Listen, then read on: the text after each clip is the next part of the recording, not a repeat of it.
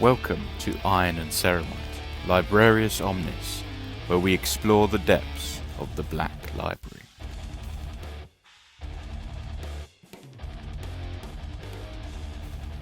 Hello everyone and welcome along to another edition of Iron and Ceramite's Librarius Omnis, where myself and John, have taken the arguably huge task of going through the Black Library, starting with the Horus Heresy, and we're working our way through it. If this is your first episode joining us, by all means, go back and look at all of the others in the series. We've done more than several videos now on each of the books up to this point in the Horus Heresy series. And you join us today as we start looking at the first omnibus or first collection of short stories, Tales of Heresy, which is book 10. Book 10. Yeah. We've hit double figures, so nice to get there. And I think it's, as I said, it's a nice change of pace. But as I said, before we get into that too much, obviously I'm joined by John. Hello. And we'll do what we normally do. We'll go through each of the stories in turn. I think today we'll cover the first one, which is Blood Games. But the good thing about this is it's a real palate cleanser, because up until now, each of the books has been a very focused story on one particular topic.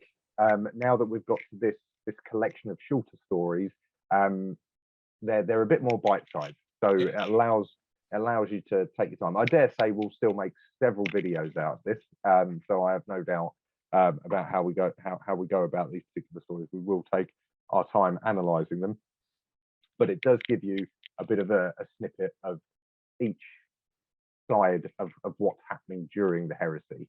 And this is very much Blood Games itself is one that runs alongside what's happening in the heresy, with the heresy taking place whilst this particular story is happening. But it's kind of like, it's background text, it's flavor. It's one of the, as it said, Tales of Heresy. It's one of the side stories that you wouldn't read in the main narrative after the heresy overall. So really enjoyable, and as I said, really nice to have some stories that are a bit shorter, a bit easier to digest. That's been my take on it so far anyway. John, I don't know about you. Yeah, no, I'd agree, definitely. I've read this one, obviously, otherwise we wouldn't be doing this.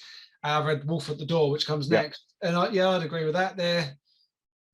Everyone's becoming aware, aren't they? Shit's gone down. And and like you say, when we get into this one, we've not seen anything from these guys. And we're just going to sort of see quite how far it's progressing and how people are reacting or trying to understand what's going on. Yes. Yeah, it's good. More perspective, and it's gonna. They're good. Like from these two, it flushes out a lot more, like widens out the universe, so to speak, because everything's been very, like the first 5 books were very, this is all happening. Yeah. Here, and then everything else was very like, they were very solitary stories. Exactly. Yeah, it's all in isolation. Yeah. Yeah. And now it's like, no, here we are, and this is what's going on, and what the hell we're going to do, and we're going to get a little bit more crossover and start seeing people as well, I think. Yes, there's a few nice cameos and nods in this particular story as it unfolds. Yeah. And as you said, it's our first real view of well, I mean, actually, it's our first real view of Terra. Like, it dives into a lot more of what planet Earth is like in the far-flung future. Yeah. And we'll get into it, because there's some nice wacky stuff, and you're like, okay, right, this is how the Earth is now played out. But it's nice to have that context. Yeah.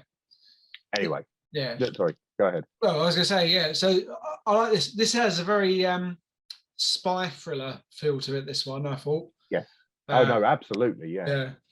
So I liked it. Well, I think maybe what we should do, because we're going to keep talking about what it is and what we like, I think let's get into the story, and we'll do it as we go along. Otherwise we'll never start. I agree. Let's get into it, because we can cover it off as we go then. at risk of turning Blood Games into another 7-parter. No, we're gonna try and get this done in one hit, which is what I always ambitiously say before we start any of these videos, and they never end up being that way. No. But you never know. It could be, I can't remember how many Tales of Heresy there are. 7 Tales of Heresy. So it could be 7 episodes for 7 stories. Fingers crossed. Pray for us, YouTube. Pray for us. Yeah.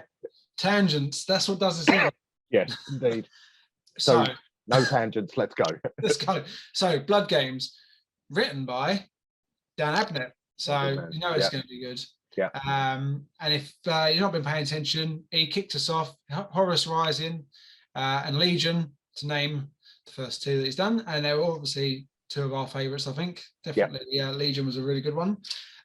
So let's go. And I like this because, not knowing anything about Tales of Heresy or what was going to be in it, and not reading any spoilers, I didn't know anything about. I don't know what Blood Games are, and I didn't know who we were following for the first part of this, because when it starts, we don't find out who our character is for a little while.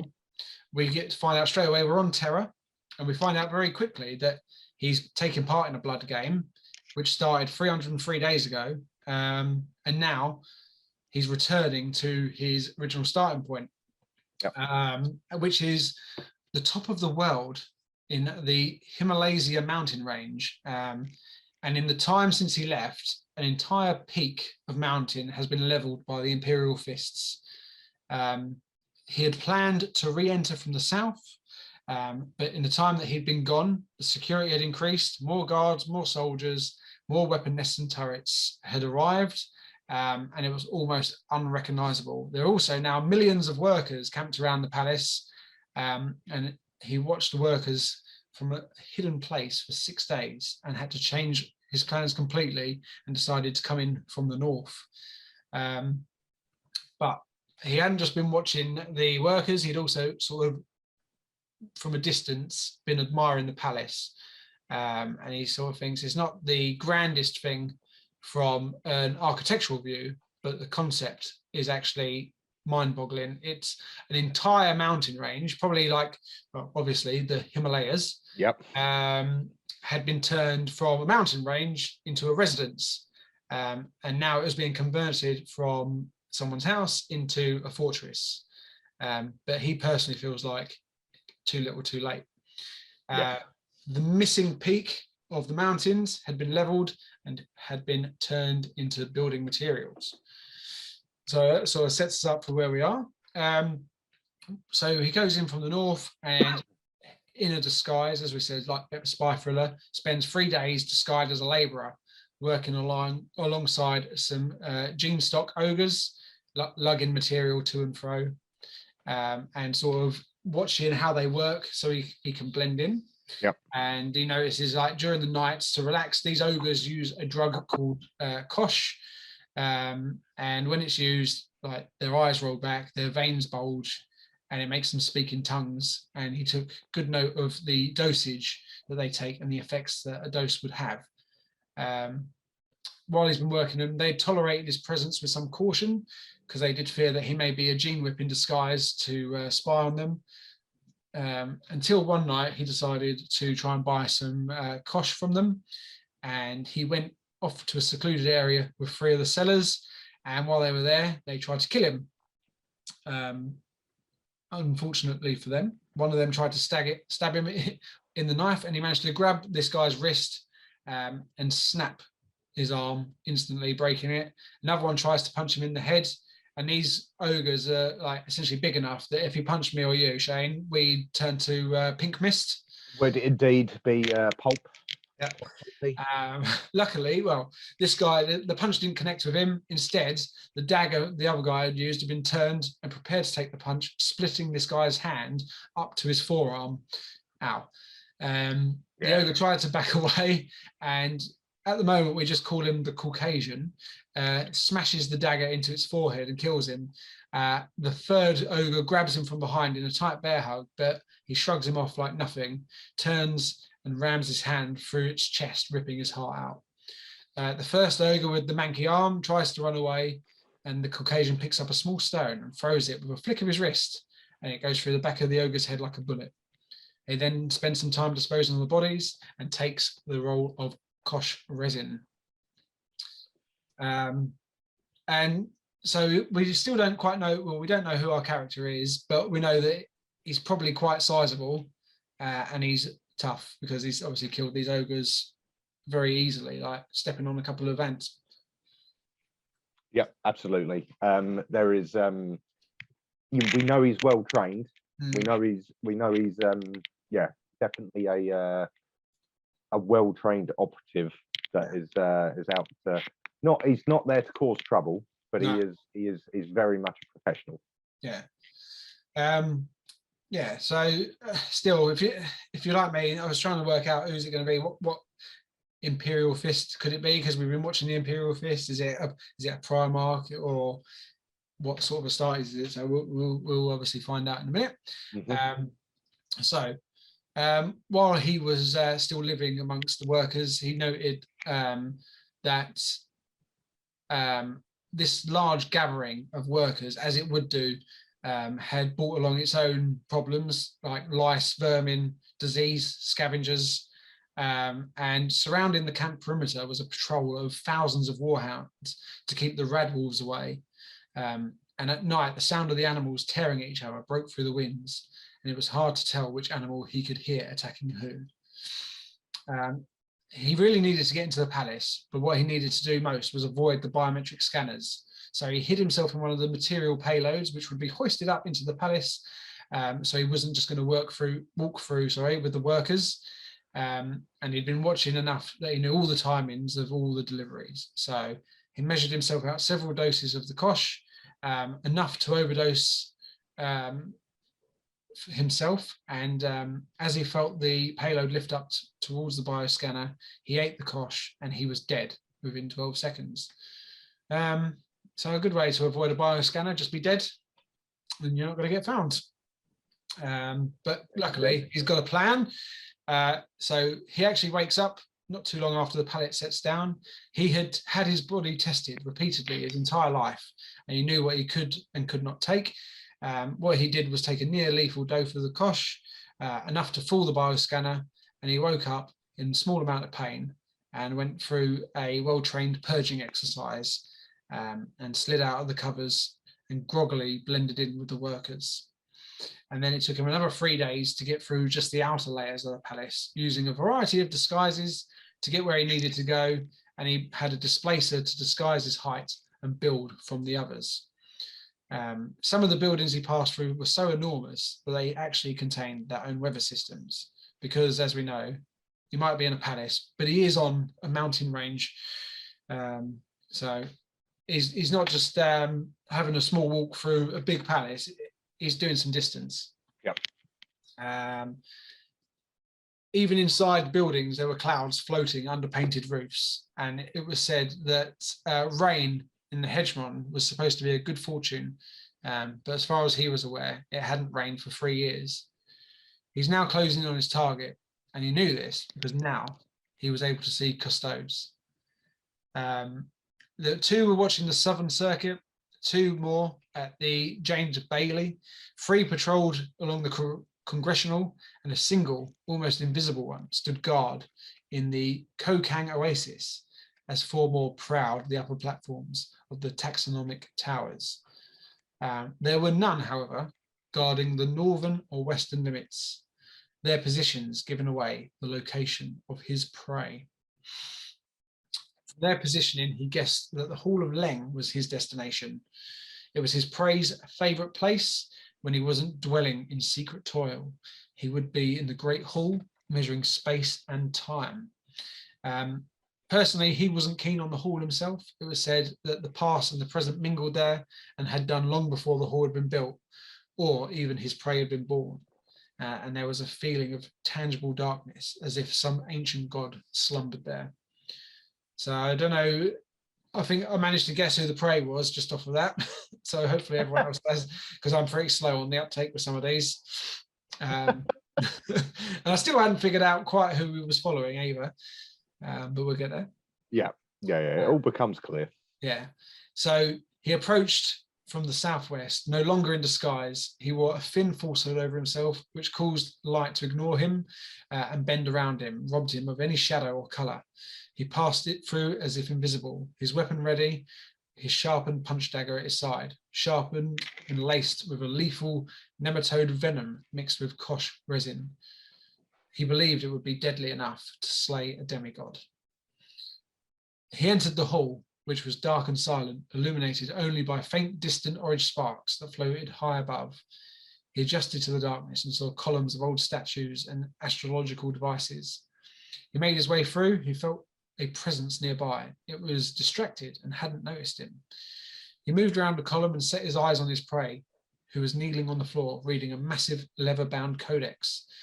He noticed his prey had the beautiful hands of a sculptor or artist. His prey currently had his back to him and was wearing a white hooded cloak, good enough to show the blood. He knew he wouldn't be able to creep up on the prey and only had one chance, so he surged forward, raising the dagger in one arm. But at that point, a shadow came from another way and met him. He was struck off course and could barely see the attacker, but saw the long straight blade of the Sparta coming at him. He backed off as the false-hooded swordman pressed on him. He only had the dagger to defend himself until it was knocked from his grip, so he lunged in and gripped the attacker by the wrist, tripping him and taking his sword. He felt the weight of the weapon as two more attackers came from the shadows. He backed off again, knowing that escape was his only option now. He managed to off-balance both the attackers and made it out to the front lawn, where he was met by 5 fully armoured custodes, pointing their guardian spears at him. He surrendered. He spent the night and most of the next day in a cell until the door opened and Constantine entered. He was the master of the custodes, dressed in simple robes. He leant against the wall and said, "Trust you, Amon. Trust you to get closer than anyone else." And now we'll find out who he is. His name is Amon Tauromachian. Yeah, Machian. Yeah, Tauromachian. First circle. Well, that's part of his name. That's, I was going to say that's what they call him for short. Yes. Because custodes live unnaturally long lives and collect names. Can you remember his name? What, his entire name? No. Yeah. Well, luckily, I wrote most of it down. But before we do that, so obviously the target was the Emperor. Yeah. And the blood game was kill the Emperor. So, yeah, it's not a tangent. This is not a tangent. Oh. This is more background lore, what the blood games actually are. So, the blood games are something that the custodes do compete in, and they're run continually. And like as said in this example, Amon has been out and about for, was it nearly a year? In this 203 days. Here we go. In this particular blood game, and the objective is that the custodes effectively are testing themselves.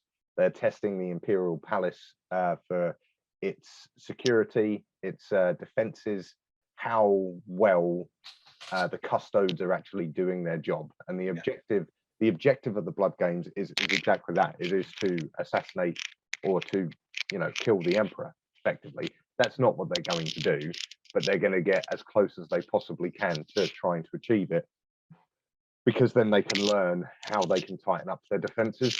And what we know is that this particular custode, Amon, must be pretty good, because, as I said, to get this close past the custodes and the security that he's got past so far, yeah, that's pretty good going, even for a custodes. Yeah. And that's the significance of the blood games. That's what it is. And obviously, Constantine Baldor, who we're just introduced to, big character in the lore, of course, especially around the heresy as well. This is our first proper introduction to him in the book so far. There may have been passing reference to him and stuff like that in some of the others, but this is the first time we actually get more of an in-depth back and forth and narrative about him and his charges, the custodes. So that's what the blood games are. Obviously, if this is the first time you've read about them, it will be new and you'll be like, oh, okay, blood games, all right, whatever. But that's what it actually is. It's the testing of the self-testing of the Custodes' defences. Yeah. And there's like they're constant, aren't they? There's always one going on somewhere. There's always someone out on a different one. That's exactly it. So like this guy has taken, as you said, like a year and 3 days to get to where he is. There would have been several others that all started at the same time as him. Yeah. Some of them would have been captured. Some of them, I don't think there's any more in this particular batch that are still out there. But like 6 months ago, there would have been another load of Custodes that have gone and started the blood games. Yeah. And they'll still be out and about working out how they're going to find their way into the Imperial Palace and take out the Emperor. And I suppose it's even more important now because of what's happening with the heresy and the background of the heresy. Because, as I said, Dawn he's down and he's fortifying Terra, he's fortifying the Imperial Palace. And so it's even more important for them to see, okay, how good are the defenses here? Because if they're not good enough, the traitors are going to get in and ruin the Emperor's day. Yeah, as we touched on very briefly his name, so a bit more Custodes law or Custodes law. So Amon is his first name, and Terramachian isn't his family name. Yeah, it describes the bloodline that provided his gene source. So then they call them elements, their names, rather than names. They have different elements to it. So the next element of his name is Zyges, and that's the site of his birth. Lepron, the house of his study. Khan Hedrosa is the place that he was tutored in weapon use, and so on and so forth. And now Leng would now be added to his name in recognition of his achievement in the blood game. Each name would be formally awarded by the masters of the first circle. They would then have their name engraved inside the chest plate of the golden armor, and it would curve tightly around inside. So, for example, Constantine Valdor, his name is currently 932 elements long. Yeah. So he's done a lot. And we're not going to go into all of his names, thankfully, because we would be here for 7 episodes. That would be yeah, exactly. That would be its own thing. Yeah, we don't need to do that. No. So the two of them now free from his jail cell walk to the House of Weapons to collect his gear. And he asks about the progress of the other blood games. And Constantine tells him that Zerin had been apprehended before he even made it into the Imperial territories. Hado was detected in the Pulpen Desert 4 months ago, and Broker had made it into the Hegemon, where he was caught. They had been impressed and not expected him to have been bettered. So Amon really went above and beyond by getting into the same room as the Emperor. Yeah, real achievement in terms of the blood games. That's not a usual thing to happen. Yeah. And now basically they're going to go and get him kitted back up into his uniform, and then he's going to have to go off and get interviewed, debriefed, and go through very, very fine detail of every movement he made whilst he was away and how he got as far as he did. Yeah. But now he's actually quite worried that he may have caused offence. And he said, well, I raised my hand against him. And Valdor reassures him, says, he forgives you. You would not have hurt him. And Aemon says, well, that's because my blow was blocked. And Valdor says, even if it hadn't been, he would have stopped you. And Aemon's like, well, how did he know I was there? So, but Valdor says, oh, I'm not going to tell you. He wanted to see how long it would take the others to find you. So not only was it a test for Aemon to get to the Emperor, it was a test for his security to make sure that they could actually protect him. And previously he thought the blood games weren't necessarily worth the paper they're written on, but now he's done that. It's probably sort of hit home for him. Actually, it's very important because now stuff's going on. We need to make sure that we're doing our job. So yeah, it's a serious business. And I would like to know, the guys who obviously have let him get so far, what the are they going to face sort of repercussions for it? Because yeah, all right, they stopped him, but I mean, he did get into striking distance. Yeah, that, I mean, it's a fair point, right? Like, what happens? I think they'll learn about it, like, and they'll understand what's happened.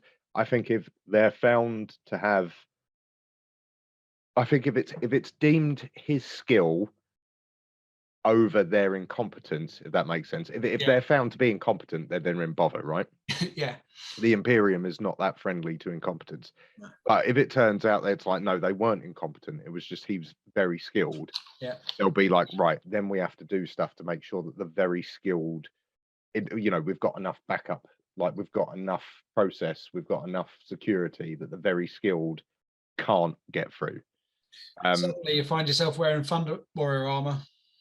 Well, that's it. Because it will be like, right, off you pop. You're on latrine detail. Like that's what will happen to him, or worse. But I think as their custodies, I think they get a bit more leeway than your run-of-the-mill Marine or Imperial Guard might do in that circumstance. Yeah. Right. Yes. So after that, they finally go back to the House of Weapons, and he's glad to find that his armor still fits him perfectly. And he's sort of watching down in the lower levels. A squad of Imperial Fists are prepping for a long patrol of the southern ramparts. Servitors and slaves were ritually plating them and anointing them with oils and whispered blessings. And as we've seen from a very recent video release, that's quick. No, it really isn't. No. So he considers them and says the Astartes are not like Custodes. They're more like very distant cousins. The Custodes were the product of an older formative process which has been refined and simplified to produce the Astartes en masse. Mm-hmm. Custodes are larger and more powerful, but only slightly. The differences were in the mind. Astartes needed brotherhood. Custodes were much more solitary, destined to stand alone centuries for years at time. They didn't require slaves or servants to armor them or care for their belongings. They would do this for themselves. And now talking to Valdor again, he's saying, adorn its armor in this place for war. And only a Custodes of the first circle would be able to talk about a Primarch by a first name basis. Very casual. Yep. So Aemon's been away for a while, and he's sort of getting debriefed now about what's happened and asking about this heresy and what's going on with Horus. And Valdor says he doesn't currently think that this is anything to do with his pride or resentment that spurred this. I think that he's of an unsound mind. He might have gone mad or got sick. Something has definitely happened that can't be explained. And he remarks that the Imperial Fists have done an excellent job at preparing the palace. And this is ultimately going to be the last line of defense. But if it comes to it, then things have gone far too wrong and they may have failed at their duty. But from there, they go to the Custodes Office of Watch. And Aemon is welcomed back by several other Custodes. And the Office of Watch is a bit like a really, really high-tech security control room. They're watching things going on all over Terra, looking out for any anti-unity organizations or terror cells, and then sending in troops and assassins to deal accordingly. You've got data streaming in all over the place, and it's getting deciphered and analyzed. And every hour, the top 12 sensitive items are reviewed with intense scrutiny. And Valdor asks the watch officer for the top matter of the hour, and he replies, it is Lord Sakaar. And we'll jump back to him shortly, but Aemon later he gets a debrief. He goes to the training hall because he'd been out of his armor for almost a year and without his weapon, so now he needs to spend some well-earned time smashing up the weapon services and get back into practice. Yeah, again, poor old servitors. Yeah. And that's it. But maybe some of these servitors were defending the Emperor not too long ago. I was going to say maybe they didn't do their duty when it came to the Blood Games, and that's it. Then their duty's now changed. So he's doing this, and now he's sort of resenting himself. At the thought of the upcoming war, he's now feeling some excitement about getting involved. He spent his whole life preparing and rehearsing, and now the moment to put things into practice is coming up. However, it's against, so basically distant cousins, because he's already said it's not brothers, but it's his family that he's fighting now. But he's itching to get going, because he's, however old he is, he's been training to go to war for a long old time. He's been created for this purpose, but now he has to put this to one side and put his mind to Lord Sakaar. He'd asked for the assignment because he'd felt out of touch and rusty from being away for so long. So Lord Ferrum Sakaar had always been a person of note to the Custodes. He was the Lord of High Brazil, and he had been very critical of imperial policies and was a very powerful man. Through his bloodline and marriages, he held a big deal of trade in the sub-American cantons. Only the careful political gamesmanship of Malcador had prevented Sakaar from reaching the Council of Terra. The other issue was that Sakaar was a descendant of the last tyrant of Terra, called Dalmoth Kin. He'd been one of the last to hold out against the Emperor during the Unification Wars, and the Emperor was only tolerating Sakaar to try and heal old wounds left over from those wars. Sakaar was outspoken, but pragmatic enough not to have been charged with treason or placed under house arrest like many other nobles, but he had always been watched with caution. And now he was becoming a very powerful man, and he had big holdings in the mineral mines, off-world, and smaller houses have now recently been flocking towards him in support of his political views. And so after his training, Aemon goes up to a private watchroom where a Sister of Silence maintained an aura of absolute discretion, and he laid out all the key intel for review. So it's a bit of a weird one, isn't it? Like, there's security protocols, they have to have a silent sister there, so no one's spying on them, I guess. Yeah, so there's no psychic shenanigans. That can't happen. So yeah, but the sisters. So it's interesting because the sisters and the custodes are they operate together quite a lot. They're like the talons of the emperor. So you will always have silent sisters working with the custodes, just because, as I said, they're synonymous with each other, which often gets overlooked. As I said, we go tabletop. They've addressed that in that the new codex for the custodes includes the silent sisters now. So it's always been something that they do together, and there's never one without the other, if that makes sense. So I say that there's no psycho custodes then. That's why they've got the sisters. No. There isn't. So it'll go back to tabletop. Yeah. There's no units that have psychic powers for the custodes, but they take the silent sisters who don't have powers either, so to speak, but they can deny. Okay. So they're your denial. They're like blanks. Yeah, exactly that. Yeah. Okay, fair enough. That makes sense then. Cool. So still looking at the plans, as well as Terran allies, Sakaar had been sending out coded messages to several lords off-world, a code which the custodes had not yet broken, but it was recognized as one used in the war by anti-Union forces. The main reason for the sudden elevated interest in Sakaar was his comms with elements of the 1102nd and 45th Imperial Fleets, which had recently declared for the War Master, and it was highly suspected that Sakaar was now trading intelligence with heretics. So he'd gained some permission to go to High Brazil on a covert mission, and he's off now. Very quickly, I like that it sort of just jumps and they tell you, right, now he's off. We've done that. We're on route to Brazil, and he's going under the guise of a high negotiator from France, I would imagine. From France, yeah, that's it. having to disguise himself with a displacer and travel as would be custom with 6 servitors with varying jobs, an astropath, a pilot and bodyguard, who in this case was his fellow custodian, Hado, who was also wearing a displacer.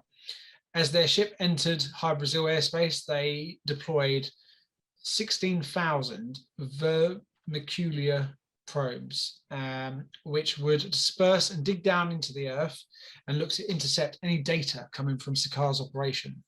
Most of these would fail, but anything that worked would feed data back to him and the custodes directly. They were looking for proof of treason and could not openly take action against Sakar without it. What they were doing was out of their legal jurisdiction, and if they were discovered, there would be an uproar, and unity on the planet was in a delicate state as it was, and this could bring things crashing down. They needed to avoid scandal, which would bring open rebellion, because Horus is problem enough, and he's a long way away, and we don't need it starting early. So in the meantime, Amon began using the name Elod Gout, and he took meeting after meeting, trying not to get bored.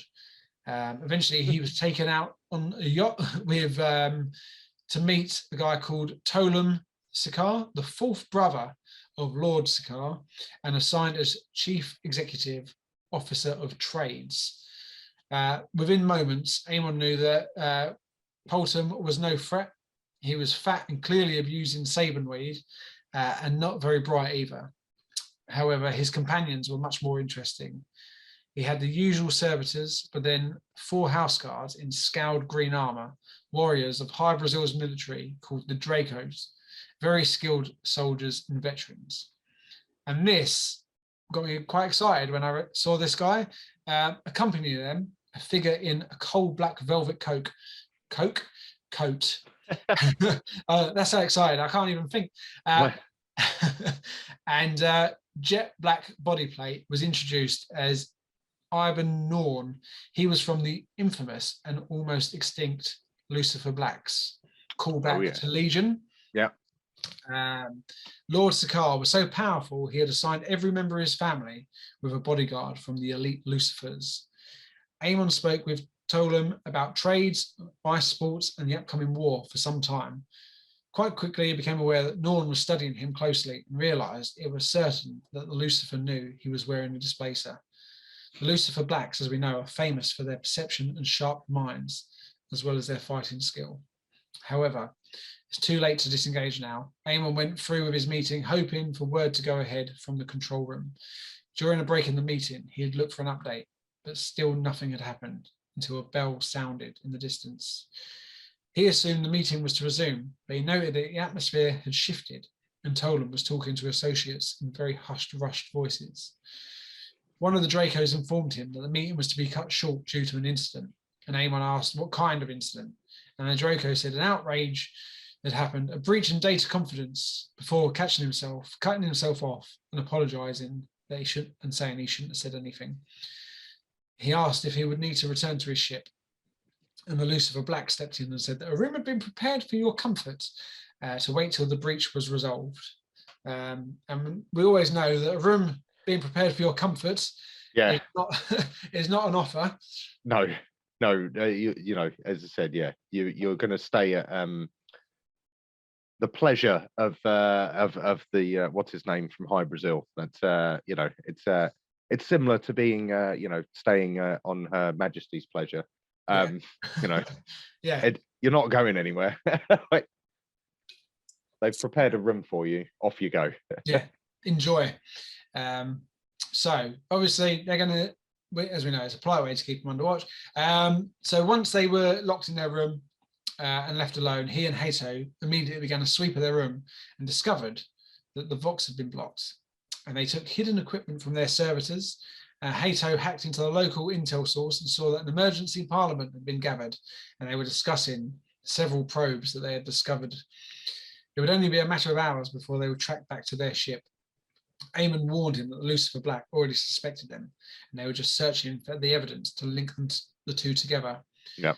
Hato managed to get some feedback from the other probes, which had managed to penetrate Sakar's comms archive. The code is still a mystery, but the header codes remain unencrypted, and 4 messages were confirmed to have been sent to the vengeful spirit itself. Uh-oh. Dun, dun, dun. Bad news. Yeah. Horus's flagship. That gives us just cause, Aemon said. We move now. If called for, strike teams from the Imperial Palace could arrive within 25 minutes. But that would be a shooting match, and that would be counterproductive in their eyes. He wanted to capture Sakaar and have a systematic investigation take place. Aemon is not a fan of bolter porn. No. He's very much more, yeah, let's get it done this way rather than a straight up shooting match, as he says. It's been a while since we've had some bolter porn, but you know, that's fine. This is, as you said, it's spy thriller intrigue. Yeah. So we'll see what happens. It's still quite blunt spy thriller intrigue, but it's nonetheless a bit more intriguing than a straight up shootout. Yeah. It'll do for us. Otherwise, Yeah. I get confused enough as it is. It can't be too complicated. Yeah. No. So he pulls out a trigger unit from his pocket and pressed it. 2 heavy metal caskets burst through the windows, still smoking from impact. They opened them, retrieving their golden armor. Very Batman. Yeah. Oh, absolutely. Yeah. Batman. I'm trying to think when it's placed, when this book's written. It's Batman or Batman / Iron Man, because it's kind of like, it's almost, you know, like in that Iron Man 2 where he's got the suitcase. Yeah. And it turns into a suit. It's like, you know, suddenly their golden suits are just missiled through the hotel room, and then they go. But yeah, when this would have been written, like in our time, probably would have been at some point. Well, there would have been a Batman film out, but it probably would have been one of the campy ones. So I don't know whether it's got that much influence. I'm just having a very quick look. 2009. Oh, okay. No, maybe it would have been the what's it called? The Nolan trilogy. Yeah. So I reckon the Arkham games might have even been out then. This is very that definitely happens in the Arkham games where the Batwing drops them off. This is very, very tangent heavy. Now. It is. Right, let's carry on. Right. Anyway, yeah, I think very Batman. So the Draco elite, led by Ibn Norm himself, burst into the room 4 minutes later, but found it empty. He inspected the caskets and abandoned displaces and clothes. He walked to the massive hole in the wall and looked out. In the distance, he could see the Parliament building. He activated his grab arrestor and jumped out the window. The alarm bells of Parliament were ringing. Thousands of Dracos secured the perimeter, and Aemon and Halo landed nearby and deactivated jump packs they had used as they watched the soldiers scrambling around like ants. Then they saw in the distance the Lucifer Black land amongst them and start barking orders to secure the building and find the enemy. They walked out into the open and passed through the milling soldiers, past Ibn Norm himself, and up the steps of the Parliament building unopposed. They entered the main hall and saw Lord Sakaar hastily signing documents, whilst his own Lucifer Black waited to get him to safety. Aemon reminded Hato not to injure Sakaar. They needed him fit for interrogation. But if they had to fight the Lucifer to do it in one stroke, they didn't have time to waste. With that, they threw down their falsehoods, and Aemon announced, Sakaar of High Brazil, you are sanctioned by the Adeptus Custodes as an enemy of Terra. Do not resist us. Everybody froze in fear. A scribe ran for the exit, and the Lucifer reached for his weapon. Halo stopped him by pointing his own at him. One excuse, he barked. This guy, he does like bolter porn. Sakaar rose and tried to show outrage, but he reeked of fear as he stuttered. I will demand an apology from your master, he began, and Aemon cut him off. He is supposed to be your master too. You will come with us now and answer to a list of issues that brand you as a traitor. Suddenly, several blinding lights went off. Aemon initially thought they were grenades, but realized they were lights from teleporter units. Suddenly, there were 7 figures in front of them. 6 were Adeptus Astartes in full battle armor, instantly recognizable as the Huskels of the Imperial Fists, and in the center, a much larger figure, Rogel Dawn himself. Aemon bowed his head. And Dawn said, "This must stop." "Put up your weapons," he said. The fists raised their weapons smartly to the shoulders, but the custodes kept theirs pointed at Sakaar, seeming confused. And Aemon explained, "Sakaar is a traitor. He's passing information to Horus Lupercal and conspiring against the Emperor. He will come with us." And Dawn just looked at him and said, "Or?" So at this point, I was like, "What?" Yeah. What is going on here? So, and I think Aemon is like, "What?" Yeah. So he repeats himself, and Dawn turned to his Huskarl and commended the Custodes' loyalty, acknowledging that they would fight 6 Astartes and a Primarch just to complete a mission. "I'm half tempted to let you try and go through me. I would, of course, hurt you both." "You would try," said Hado, before adding quickly, "My lord." So they're casual, but they're not that casual. Yeah. Yeah, And, he catches himself as like, I probably can't. I could say that to anyone else, yeah. any captain of the Imperial Fists, but I Mm. probably can't say it to the Primarch. Even when they think they might have to fight him, they're still, "My lord." Yeah, that's it. Yeah, we're gonna have a dust up. Yeah. But "You might kill me, but if I'm polite, it won't hurt." yeah. So Dawn, he says, "Enough of this," and his commander steps forward and explains that Sakaar has been passing information to Horus. "Yes, we know he's a spy, but he is our spy." And Dawn says, mind blown, yeah, I know. Yeah. We will actually, because I was going to say, originally I started typing things here to talk about, but we'll get to this very shortly. Yeah. So Dawn explains, "I'm fortifying the planet, but this means more than just walls and guns. It means intelligence. Sakaar is actually as loyal as any, but Horus suspects otherwise. And due to the great work and effort he's put in over the years, Sakaar has been making Horus believe he had allies on Terra that would rise up and join him when he arrives. Now he may be compromised, and we'll have to employ new spies." Aemon understood and said, "We guard the Emperor just as you do. Would it not make sense to tell us before we came here?" And Dawn sighs and said nothing. And Hado asked if Dawn knew what a blood game is, and Dawn did, and said he'd studied the outcomes to help with planning his own defences. And Aemon suggested that they use this mission as a blood game. The lesson or weakness being that those who seek to defend Terra actually start working together with shared purpose and shared information. Yeah. It seems so easy, right? Yeah. "My lord, you're a dick," essentially. Yeah.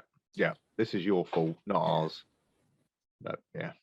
It's like, because this bit's not, how far had they got before Dawn realized what was going on? And had this got as far as him, or when the alarm went off and someone went, "Fuck, there's custodians here," did someone ring Dawn and be like, "Can you come sort this out?" I don't think they've rung Dawn, as it were. I don't think they've got on the bat phone to him. Yeah. More Batman analogy. I think what's happened is that obviously as he's their spy, he's being monitored as well by the Imperial Fists separately. And I think as soon as the what's it called, the little bugs, as soon as they were detected, the Imperial Fists were notified, and they were like, "Right, what is going on down there?" Yeah. And then that's like, right, okay, now we've got to teleport in. So I think that's probably what happened, or that's my read on it. Yeah, that's probably makes sense. And then that's when it's like, yes, he is. They explain it all, and the penny drops, and you're like, yes, he's a spy. Of course, he's a spy, but he's our spy. And then you're like, oh, boys, you've really fucked this now, haven't you? Yeah, and they really have as well. Like, if he's like the main guy that was supposed to be Horus's mate, like, it's not something they can easily just step someone up in his place, especially like if there are people in this palace that that's the thing, there will be, so they will know now that like Horus, or word will get to Horus that actually Sakaar is, he's not the spy that he thinks he is, so that will be that, like, it will be, he's entirely ruined in that regard. And it's not like they can just sit someone in his place, because it's not. It'd be too obvious. When they go, oh yeah, Well, we got this guy. I knew it was a traitor all along. Don't worry, yeah, Horace. I'll take over because it'll be yeah, very obvious. yeah. It will be. That's what's so ruinous for it, and why you can sense like Dawn's frustration. Yeah.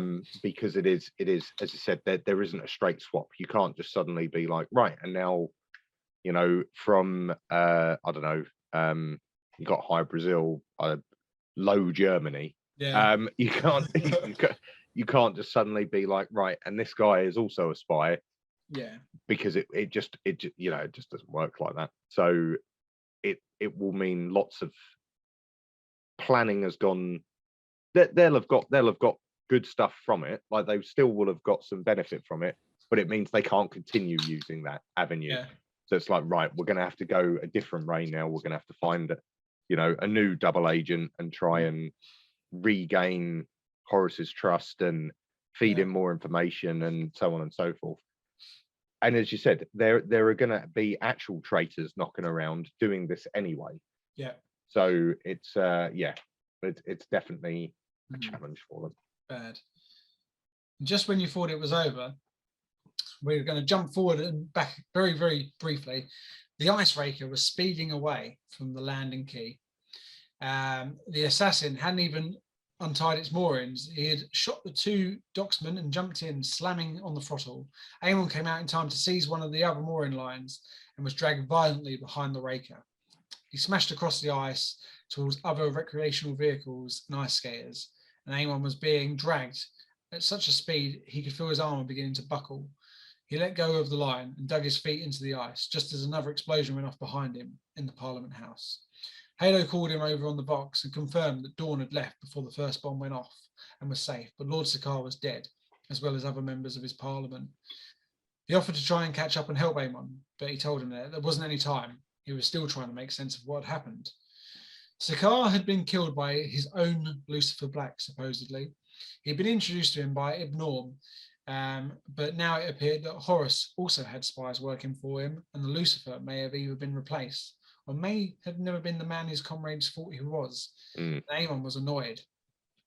They had revealed their hand right in front of a spy of Horus, who was there to monitor his allies and punish any betrayal. The concussion bomb had done just that, liquefying Sakaar and sending the two custodes flying through the wall. Aemon had got up as quickly as the assassin fled, surprised that he had fled, really, because an assassin's mission usually ended in execution or suicide, but never escape.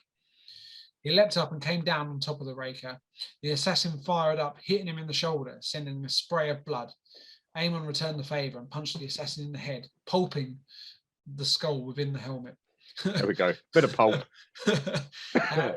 Realising now why the assassin had fled, there was another bomb attached to the raker, and it was heading towards Higher Brazil's reactors. The destination would take the continent out of play and be beyond repair, giving Horus a huge advantage. Aemon tore out his trigger unit, adjusted the destination, and threw it in the cockpit before leaping clear. He fell down and hit the ice violently, spinning for over 40 meters. Up above him, the raker reappeared and erupted in a ball of flame. The shockwave hit him and sent him flying again.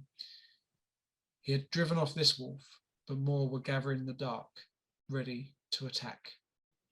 The end. There you go. One part, you'll be pleased. Yeah, no, we did it like that. But I suppose this is the nice part about the short stories, right? Is that, you know, for us, like we can do them in one hit, which is nice. Yeah. But for the reader, you know, they're short enough that they give you a flavour of what's going on around the galaxy, around Terra, around like the entire Imperium during this turbulent period. So yeah, that's why I really enjoyed getting to this stage. I think book 10 was probably the right time for it as well. Yeah, especially after Mechanicum. Yeah, exactly that. And I know there are other short story books coming up, but again, there'll be like another 10 on before we get there. But yeah, really good story. As I said, it's interesting to see like the machinations of how things are working with how the blood games work, how Dawn's working with the Custodes, who, you know, they're already there to protect the Emperor, but now Dawn's doubling down on that. Yeah. But actually, they haven't worked together yet. So it's quite interesting in regard to how this is playing out. Yeah, but that's it, isn't it? It's like the defense of the Emperor from the Custodes almost failed in the first blood game, and then, like you said, we'll use this as a blood game, because the lesson learned is that we're all a bunch of idiots who don't trust each other. Yes, we need to talk to each other a bit more. Otherwise, we're not going to be able to defend the Emperor when if Horus does show up, and we know he does, but you know what I mean. Yeah. But no, I mean, story-wise, I don't think you can fault that. That was really good. It was it was a weird start at first. I was like, what on earth is going on? And then obviously you get that nice reveal after he gets into the palace, and like, oh, that was good. And then it's just sort of, it's a nice short story, doesn't mess about. Like, there's no long way, like winding bits of lore or backstory we have to get to. No repeating these two cousins that are really competitive over and over again. God, we keep bashing on the Dark Angels, don't we? Oh, I'm only joking. It wasn't that bad. So it isn't, like you've said a few times, a palate cleanser.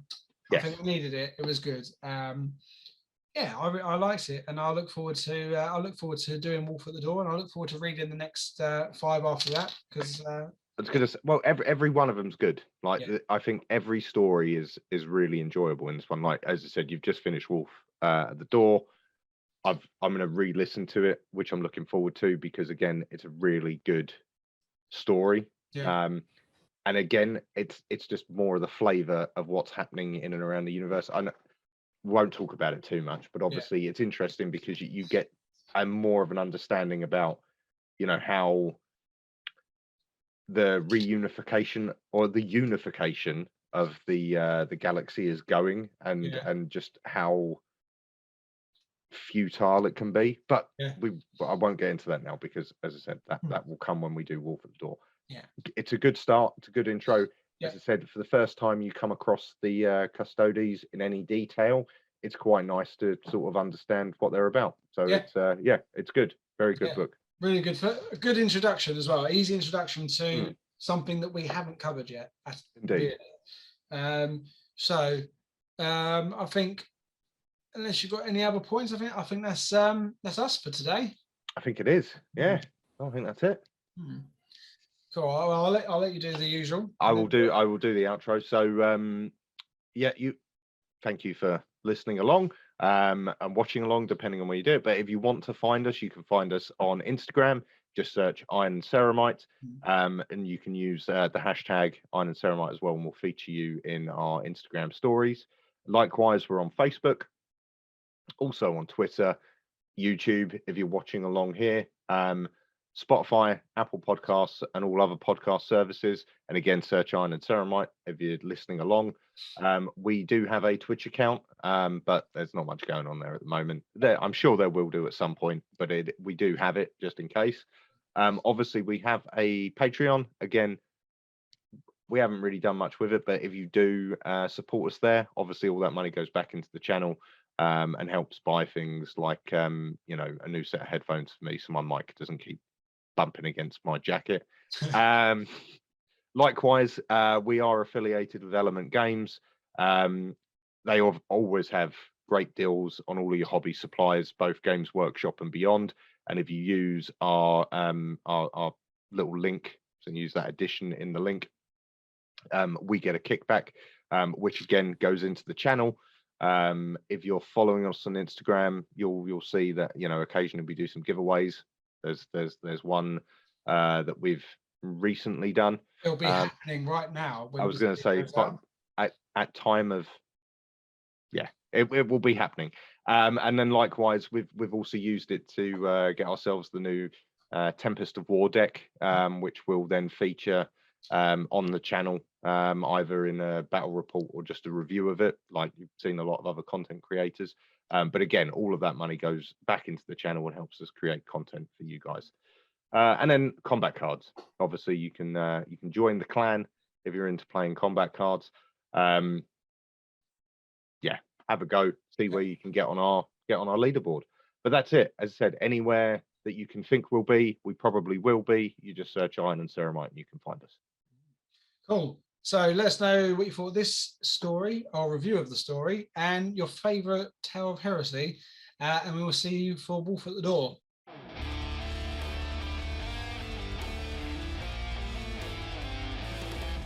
As always, we would like to thank you for listening to our Iron and Ceramite podcast.